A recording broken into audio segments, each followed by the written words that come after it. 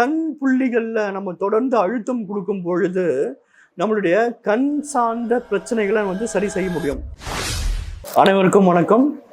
நான் ஹீலர் புபேஷ் ருத்ராச்சாரி பேசுகிறேன்.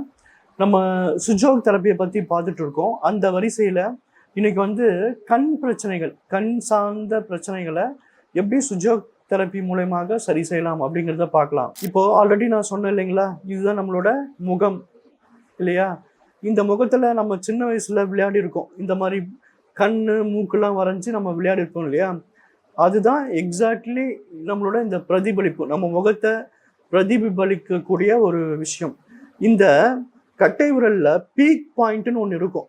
அந்த பீக் பாயிண்ட்டு தான் நம்மளோட மூக்கு. அதிலிருந்து நீங்களே ஐடென்டிஃபை பண்ணிக்கலாம். ஸோ என்னுடைய வலது கண் இதுதான் என்னுடைய வலது கண். என்னுடைய இடது கண் இது தொடர்ந்து இந்த கண் புள்ளிகளில் நம்ம தொடர்ந்து அழுத்தம் கொடுக்கும் பொழுது நம்மளுடைய கண் சார்ந்த பிரச்சனைகளை சரி செய்ய முடியும். அல்லது எனக்கு ஒரு கண்ணில் பிரச்சனை, ஒரு கண்ணில் இரிட்டேஷன் இருக்குது, வலி இருக்குது, இல்லை இன்ஃபெக்ஷன் ஆகிருக்கு, இந்த மாதிரி கண்டிஷனில் இப்போ என்னுடைய வலது கண்ணில் பிரச்சனை அப்படிங்கும்போது இந்த வலது கண் பகுதியில் நம்ம அழுத்தம் கொடுக்கும் பொழுது ஆல்ரெடி சொன்ன மாதிரி இது சுஜோக் ராடு.